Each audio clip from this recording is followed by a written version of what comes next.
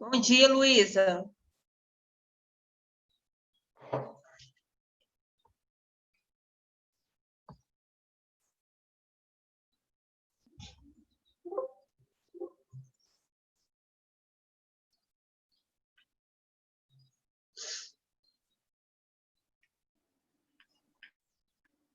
Bom dia, professora. Bom dia.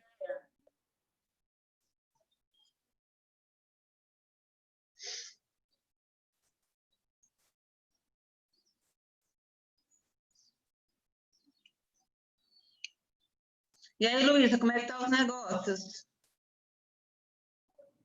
Professora, indo bem demais. Ai, que bom, né? A minha prima, ela não mora aqui não, ela mora em Vitória. Ela começou assim, igual a você, vendendo doces, ela começou com palha italiana. Ela vendia palha italiana.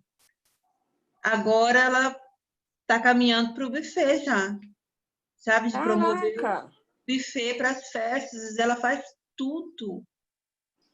Só que assim, trabalha muito, lógico, né? Aham. Mas, nossa, ela alavancou demais, cara. Eu achei massa. Eu adoro pessoas empreendedoras.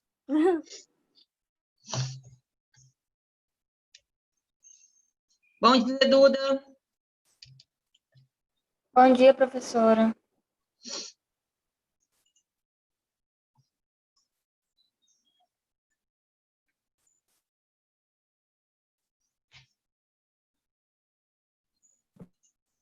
Pessoal, eu vou fazer uma correção, vou terminar uma correção rápida da atividade de ontem e depois eu vou iniciar a dissertação, tá?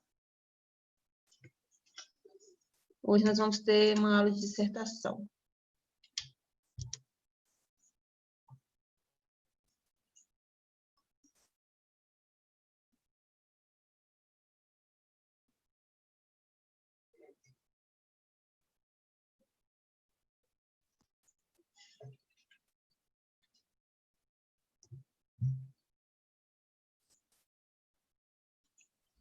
Ok.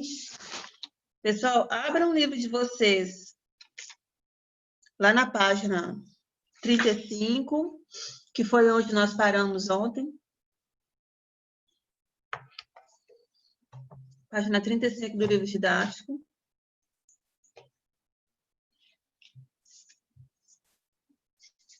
Vou fazer uma prévia, tá? Do que nós discutimos ontem.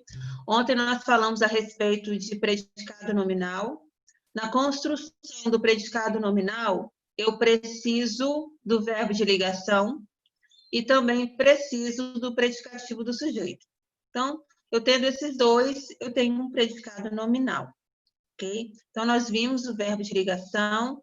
Quando acontece o verbo de ligação? Geralmente, o verbo de ligação acontece quando eu preciso somente de um verbo para ligar o sujeito ao seu predicativo, quando o verbo, ele é um verbo sem importância, um verbo de estado, né? Um verbo que não implica nenhuma ação, nenhuma atitude, ok? E aí, o predicativo do sujeito, ele é basicamente uma característica dada ao sujeito da oração, tá? Lá na página, ontem nós começamos na página 35, né? Eu respondi para vocês a letra A e, então, sequencialmente, nós temos o número 4 aqui da página 36, que diz o seguinte: reescreva as orações identificando o sujeito, o verbo de ligação e o predicativo do sujeito. Então, eu vou corrigir essa parte e depois eu já vou pular lá para a dissertação, tá? Porque eu acredito que o restante vocês consigam fazer tranquilamente. Se não conseguir, me avisa. Lá na letra A, nós temos assim, pessoal: os infelizes estavam cansados e famintos. Então, eu tenho uma frase. Nessa frase, eu preciso perceber, né, de imediato, que eu tenho aqui um verbo de ligação, tá? Que é o verbo estar, estavam. E, a partir daí, identificar os demais itens da frase. Então, ok. Os infelizes estavam cansados e famintos. Quem estava cansados e famintos? Os infelizes. Então, os infelizes é o meu sujeito. Então, vocês vão colocando lá, vocês vão ter que destrinchar essa oração e classificar cada pedaço dela, tá? Então, infelizes é o nosso sujeito. Estavam, obviamente, é o nosso verbo de ligação. Cansados e famintos estão fazendo referência ao meu sujeito. Estão caracterizando, né? Ou estão qualificando, estão descrevendo o meu sujeito, ok? Então, nesse caso, cansados e famintos é o nosso predicativo do sujeito, tá? O predicativo do sujeito, ele só aparece quando eu tenho um verbo de ligação. Seguindo, letra B. Os retirantes vivem calados. Então, eu sei que os retirantes é o nosso sujeito, vivem é o meu verbo de ligação, calados é o nosso predicativo do sujeito, porque calados está modificando o meu sujeito, está caracterizando o meu sujeito, tá? Então, destrinchem aí e classifiquem cada pedaço dessa frase. Sim, a Vitória ficou feliz. Mesma coisa, sim, a Vitória é o sujeito, ficou, verbo de ligação, feliz, predicativo do sujeito, porque feliz está caracterizando o sujeito, tá? Nós temos dois tipos de predicativos. Nós temos o do sujeito e do objeto, tá? Predicativo do objeto, acho que é um dos nossos próximos conteúdos. Agora, transcreva os predicados nominais dessas orações. Então, cada predicado, né, nominal da oração, você vai escrever aqui nessa parte. Quando eu falo predicado nominal, eu estou falando de todo predicado. Verbo mais predicativo do sujeito. Então, lá na letra A, estavam cansados e famintos. É o nosso predicado nominal, ok? Lá na letra B, vivem calados. Vivem calados é o nosso predicado nominal. Na letra C, ficou feliz. Ficou feliz é o nosso predicado nominal. E por último não, acabou. A 5 é só marcar X, depois vocês resolvam aí essas questões. E aí eu vou partir para uma parte muito importante desse processo, que é a parte de produção textual, de técnica de produção textual, que é a dissertação, tá? Que é um conteúdo que vocês vão estudar agora, no finalzinho, e vão começar a praticar, principalmente nesse último trimestre, e já vão entrar no ensino médio estudando isso todos os anos. Agora, houve uma mudança, nessa mudança acho que ainda está em trâmite, eu ainda preciso confirmar, porque eu li alguma coisa, assisti na televisão, e eu não sei se eles já afirmaram que a partir de 2021 vai ser dessa forma. Mas eu acredito que será, porque eu já recebi alguns materiais da minha outra escola, já com essas considerações. O que eu estou falando? Estou falando sobre o Enem anual. O aluno não vai mais se preparar 3 anos para fazer a prova do Enem lá no final do ensino médio. Todo final do ensino médio, ele vai fazer o Enem, tá? Então, ele faz, findando a primeira série do ensino médio, você faz a prova, findando a segunda série, você faz outra, findando a terceira série, você faz outra. O que eu acho muito válido. Eu acho excelente essa ideia, tá? Porque facilita muito a vida do aluno ele ter que tratar daquelas temáticas todas, de todas aquelas disciplinas, química, física, sociologia, filosofia, né? Enfim, num ano só, do que os 3 juntos. Então, o aluno antes tinha mais tempo para se preparar para a dissertação, o que é o ponto negativo da história, né? Se ele tem que fazer essa prova anualmente, então ele vai ter que se preparar com antecedência para essa dissertação, que eu acredito que vai aumentando o nível de complexidade conforme vocês forem atravessando aí essas etapas, tá? Mas, de certa maneira, é um ponto positivo. Ao final do ensino médio, vocês vão somar essas 3 notas e aí sim vocês terão um quantitativo para tentar ingressar numa universidade pública ou particular, seja lá qual for a que vocês escolherão, tá? Isso já acontece nos Estados Unidos, né? Em algumas universidades, outras ainda trabalham com o currículo, que é a análise não somente das notas, mas das suas práticas ao longo da sua vida escolar, se você foi voluntário, se você não foi e tal, aquela coisa toda, que eu acho que seria muito interessante aplicar isso aqui no Brasil, porque colocaria muita gente, né, com experiência já para iniciar o curso superior. Enfim, então nós vamos começar a tratar desse assunto. E aí, galera, eu sei que vai aparecer muitas dúvidas, e nós vamos ler uma redação agora, daqui a pouquinho, mas o importante é a gente, nesse primeiro momento, entender o conceito de dissertação, tá? Qual é o meu problema principal?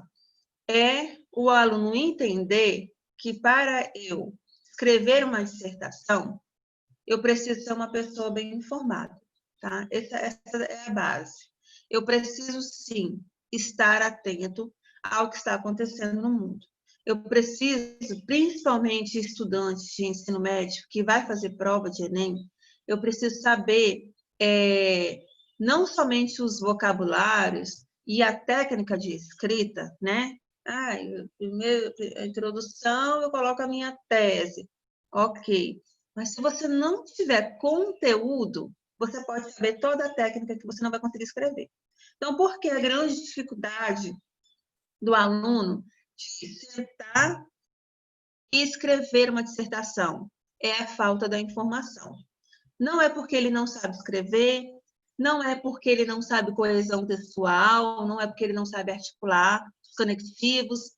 Às vezes ele sabe fazer tudo isso, mas ele é um aluno mal informado, ou ele é um aluno de conhecimento superficial, ou seja, assiste mais ou menos o que passa no Jornal Nacional da Globo e fica por isso mesmo, entendeu?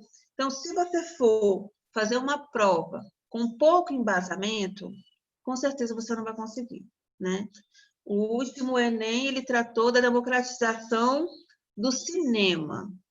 E aí, o que eu ouvi no dia seguinte à prova, né? Acho que no dia seguinte os alunos tiveram folga, eles foram para a escola na terça-feira, alguma coisa assim. O que eles falaram? Eu não sei nem o que é democratização, eu não sabia nem o que é democratização, não sabia. Poxa, um aluno de terceira série do ensino médio não sabia o que é democratização, né? Mas o que tem, professora? Democratização do cinema? Todo mundo vai para o cinema. O cinema está lá, está aí. E aí faltou o quê? Faltou aquela malícia de você analisar todos os pontos, né? Poxa, será que todas as pessoas vão realmente ao cinema? Por que foi abordado o cinema? O cinema também não é uma fonte de cultura, né? Não é uma fonte de conhecimento, não é algo cultural que tem que ser proposto para todos. Por que eu tenho que pagar tão caro, às vezes, para ir ao cinema? Para mim é barato, mas e para as outras pessoas, né? Da classe C, da classe D? Eles conseguem ter acesso a um meio cultural tão simples, né? Que é o cinema? Eles estão tendo isso? A Ancine, ela está facilitando essa ponte da classe C e D até os filmes, né? Até as produções? Como que está sendo esse trajeto? Então, naquela época, quando surgiu este assunto, estava uma polêmica, né? Sobre a questão de patrocinar algumas produções, principalmente brasileiras, e aí algumas empresas estavam parando de patrocinar, enfim, estava acontecendo muita coisa naquele momento. E aí, alguns filmes, por exemplo, não iam mais ser apresentados no cinema. Enfim, foi um momento de muita discussão. Só que, quem foi que percebeu essa discussão? Porque essa discussão, ela não foi para a televisão. Ela não passou no Jornal Nacional, tá? ela passa onde? Nos sites, né? Ela tinha, às vezes, no Instagram, quando algum artista fazia algum comentário, tá? Era uma coisa que não era muito evidente, mas estava acontecendo. E se as coisas continuassem do jeito que estavam, possivelmente, em um determinado momento, ao invés de pagar R$10 para assistir a um filme, nós estaríamos pagando 30, tá? Porque até a questão sobre meia entrada no cinema foi levantada, né? De suspender isso, porque é muito prejuízo, todo mundo tem uma carteirinha, e carteirinha é fácil de falsificar, essas coisas todas. Então, quem estava atento conseguiu escrever a redação, e quem não estava, que a maioria não estava, porque realmente foi um tema que ninguém estava esperando, tá? Ninguém estava esperando. Eu, particularmente, eu não estava com a terceira série ano passado, mas eu pensei muitas coisas, não achei que fossem falar de democratização do cinema, tá? Mas eu sabia o conteúdo, eu sabia o assunto. Mas e os alunos? Os alunos sabiam? Será que os professores, eles foram safos o suficiente para perceber que aquele tema iria cair no Enem? Eu tenho certeza que alguns professores, colegas meus, ficaram surpresos com essa temática, tá? E aí, pessoal, eu tenho aqui o conceito de dissertação, tá? O conceito base de dissertação. Dissertar é expor ideias, debater, discutir, defender, questionar a respeito de um determinado assunto, ou seja, é argumentar o que se pensa utilizando da fundamentação, justificação, explicação, persuasão e de provas, tá? Então, eu preciso, primeiramente, ter um conflito, né? Ter um problema. Eu tenho que apresentar esse problema, seja lá qual for. Eu tenho que defender o meu ponto de vista dentro desse problema. E aí, a partir daí, eu vou argumentar por que eu sou a favor de determinada situação, tá? Vou dar um exemplo para vocês. Um problema. A questão da falta de uma penalidade mais efetiva para os crimes hediondos no Brasil. Isso é um problema, tá? Estupradores, assassinos em séries, pedofilia, são crimes hediondos. Então, são crimes que merecem uma punição um pouco mais dura, talvez a pena de morte. Então, esse é um problema. O que eu defendo? Qual é a minha tese? Eu defendo o que a respeito desse assunto? Eu defendo que passou da hora das leis serem revistas e, quem sabe, crime hediondo ser caminhado para uma punição mais severa, como a prisão perpétua ou a pena de morte. E aí, para eu defender a minha tese, eu preciso argumentar. Eu preciso ter argumentos. Quais são os meus argumentos? O que eu vou tratar nos meus argumentos para sustentar a minha tese? Eu posso sustentar que as leis são frouxas demais, né? Não nesses termos. Eu posso argumentar que, fazendo revisão dessas leis, nós vamos ter menos índices de reincidentes, né? Porque o que acontece? O estuprador, ele vai lá, faz o que faz, é julgado, condenado. Ok. Após ele ser condenado, ele vai preso, e aí, digamos que ele pega uma pena de 31, 32 anos em regime fechado. Quando ele tiver cumprido 15 anos, ele já pode sair, tá? Porque aqui no Brasil, se você cumprir 1/3 da pena, você já pode ser livre. Então, você conseguindo cumprir aí 15, 16 anos, você já cumpriu 50% da pena. E aí, você pode voltar para as ruas, né? Então, nós temos casos, vários casos de estupradores e assassinos que cumpriram a sua pena 15, 10 anos, e ao sair, às vezes na mesma semana, às vezes no mesmo dia que saiu da cadeia, cometeu o mesmo crime, né? Então, se essa pessoa tivesse tido uma prisão perpétua ou tivesse tido uma pena de morte, ela não teria matado mais uma pessoa, né? Não teria tirado mais uma vida. Então, isso aqui é só um exemplo para vocês perceberem como que as coisas acontecem, porque não é um bicho de sete cabeças. Eu não sei por que as pessoas tratam a dissertação como se fosse algo fora da nossa realidade, né? Eu acho uma coisa simples. Você tem a técnica, você tem a informação, pronto, acabou. Você consegue escrever, tá? Ah, mas a minha redação tem que ser nota 1000. Espera lá, você vai estudar para que a sua redação seja nota 1000. Mas se ela for 900, 950, se ela for 800, ela é uma boa redação, ela é uma boa dissertação, tá? Alguém tem alguma pergunta específica a respeito desse conteúdo? Ou alguma dúvida, alguma curiosidade a respeito desse tema? Porque sempre quando eu trabalho esse tema, aparecem muitos questionamentos. Alguém quer falar alguma coisa?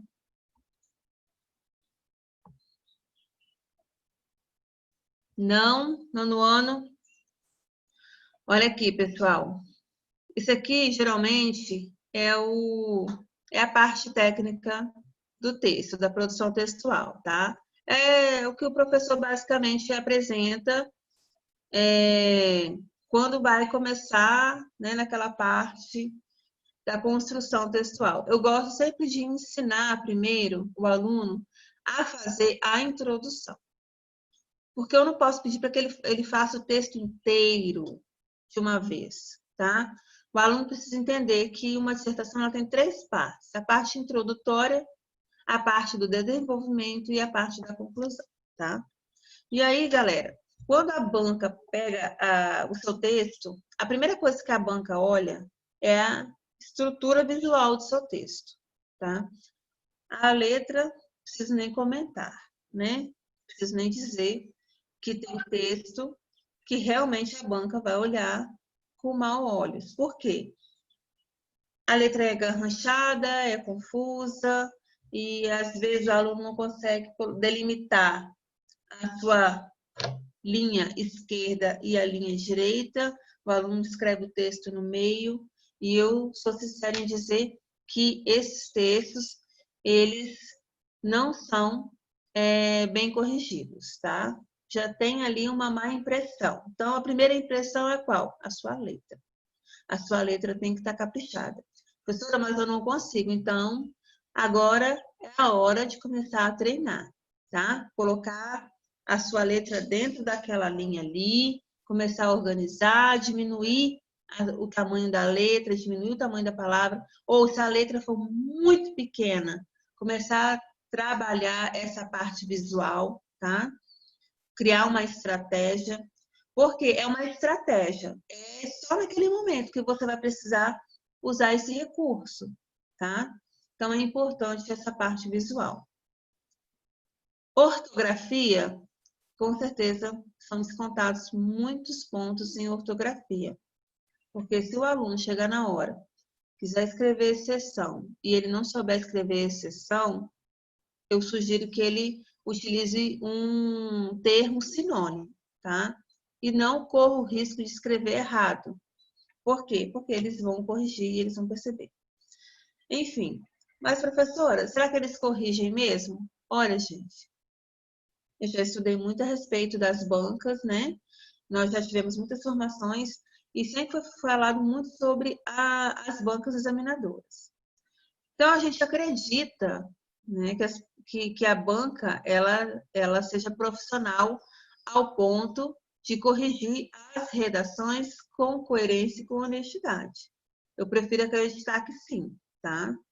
Aí teve um aluno que falou assim, professora, mas eu lembro do rapaz que foi fazer Enem e colocou a receita de um miojo no meio da redação. Eu também lembro disso. Eu também achei um absurdo. Então, eu sempre prefiro achar que foi uma displicência ou que, naquele exato momento, aquele examinador, ele não sabia o que estava fazendo. Porque pensar que milhões de pessoas fazem uma prova que não é barata, né? Não é barata para poder ser corrigido dessa maneira, né? Então, eu prefiro acreditar sempre no lado positivo da coisa. Introdução. Eu preciso do tema, tá? Eu preciso do problema e da minha tese. Então, os alunos têm muita dificuldade em identificar o que é tese.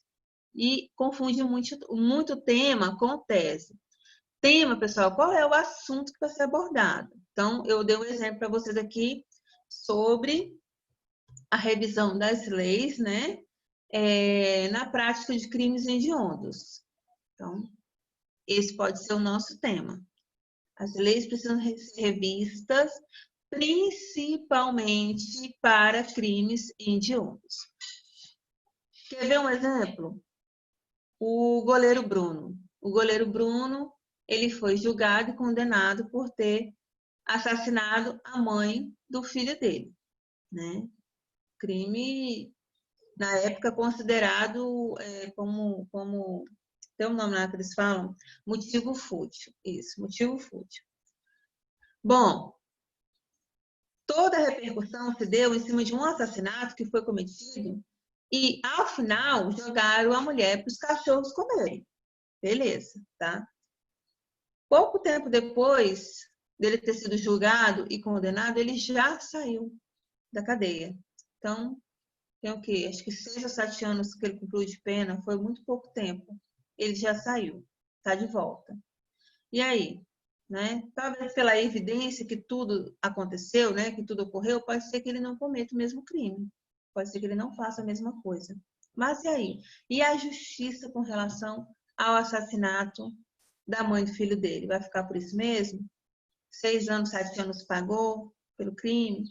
Então, é isso, tá? E aí, o problema que está sendo apresentado, que tem que ser apresentado na introdução, é o problema do seu tema, né? Que não dá mais para nós suportarmos, né, a sociedade, aturar tantos crimes e tantos assassinos serem soltos pouco tempo depois, né? Cometendo novamente assassinatos, estupros e atacando, né, crianças, enfim. Isso é um problema. Por último, qual é a sua tese? Qual é a sua tese? O que você defende? Você defende que leis mais rígidas sejam aplicadas a pessoas que cometem crimes hediondos. Essa daí vai ser a sua tese. É isso aí que você tem que defender, tá? É em cima da sua tese, do seu argumento, do seu tópico frasal, que você vai fazer o quê? O seu desenvolvimento. E aí, dentro do desenvolvimento, você vai colocar os seus argumentos, tá? Você vai tratar do problema e depois você vai defender. Por que você vai defender? Quantos parágrafos eu posso ter aqui dentro do desenvolvimento? Eu posso ter até 3 parágrafos, tá? Na minha época, quando eu fazia redação, quando nós estudávamos dissertação, nós tínhamos aí que escrever 35 linhas na nossa época, tá? 35 linhas. Eu fiz um concurso em 2012, que é do CESP, né? É uma banca muito louca, enlouquecida. Aquela banca não é de Deus. Eu tive que escrever uma dissertação de 35 linhas, tá? Fora a linha do título, que isso aí já caiu por terra também, e agora a linha do título também conta como parte da redação. Antigamente ficava fora, eu tinha o título mais a dissertação. Então, hoje isso aí, graças a Deus, né, isso já foi revisto. Então, hoje você pode escrever menos, só que você tem que escrever muito bem, dentro daquele pouco que foi proposto, tá? Então, o seu argumento número 1, o seu argumento número 2. O que eu gosto de fazer? Qual é a técnica que eu gosto de ensinar? O tema, ele vai estar explícito na introdução. Através do quê? Da apresentação do problema. da sua tese e daquilo que você defende, os 2 argumentos, tá? E aí eu pego os meus 2 argumentos, jogo aqui no desenvolvimento, um parágrafo para o argumento 1 e um parágrafo para o argumento 2. O que é o argumento? É por que eu acredito que as leis precisam ser revistas. Então, eu preciso de um primeiro motivo para isso, que eu vou destrinchar no segundo parágrafo, e eu preciso de um segundo motivo que eu vou destrinchar lá no terceiro parágrafo, tá? E aí eu vou tratar desse assunto, eu vou mostrar, eu posso, inclusive, expor situações que aconteceram recentemente, né? Eu acho que fez 1 ano que uma menina estava saindo da academia, não sei se vocês se recordam desse caso, ela estava saindo da academia, quando ela chegou na porta, o pneu do carro dela estava furado. E aí ela foi, tentou trocar, e aí apareceu um homem oferecendo ajuda. Só que esse homem que estava oferecendo ajuda, ele furou o pneu do carro dela, de propósito. Para quê? Para que ela precisasse pedir socorro, né? Pedir auxílio para alguém. E ele estava ali na espreita, esperando ela fazer isso. E aí, na troca de pneu, né? Ele acabou conseguindo sequestrá-la, levou ela para um matagal, estuprou e matou. Aquele homem, acho que ele estava há 2 dias na rua. Ele tinha sido liberto em pouco tempo, acho que era o 2º dia dele que ele estava na rua. Ele já tinha cometido crime de estupro, tinha cumprido uma pena e estava solto. Então, eu preciso, às vezes, se eu tiver conhecimento de causa, colocar os exemplos dentro da dissertação, tá? Se eu quiser. Se eu não tiver esse domínio, eu não exponho, tá? Por último, a conclusão, que ela pode ser da seguinte maneira. Você pode só retomar o tema, né? Que tem muita gente que não tem conclusão para essas coisas. Às vezes, dependendo do assunto que você for abordar, você não tem uma conclusão definitiva, né? Então, só abordar o tema, retomar e finalizar, ou você pode, de fato, ter uma proposta de intervenção, uma proposta de solução para toda aquela situação. Mas tem que ser uma solução cabível. Não pode ser uma solução estapafúrdia, igual eu vejo muitas vezes lá na conclusão, o menino, porque o mundo precisa melhorar, porque as pessoas precisam amar umas às outras. Isso não é argumento de mudança, porque as pessoas não vão amar umas às outras, o mundo vai continuar ruim, papapá, papapá. Então, eu não posso jogar na conclusão uma coisa dessa sentimental, porque não vai atingir ninguém, tá? E aí, pessoal, na próxima aula, a próxima aula não, porque a próxima aula vai ser revisão para a prova, tá? Mas passando a prova, eu vou tratar com vocês as dicas para escrever uma boa redação, tá? E aí a gente continua o capítulo, beleza? Nós vamos para o 10 agora. Falou, galerinha? Qualquer dúvida é só chamar. Um abraço aí para vocês, bom dia. Tchau, Tchau, tchau. professora. Tchau.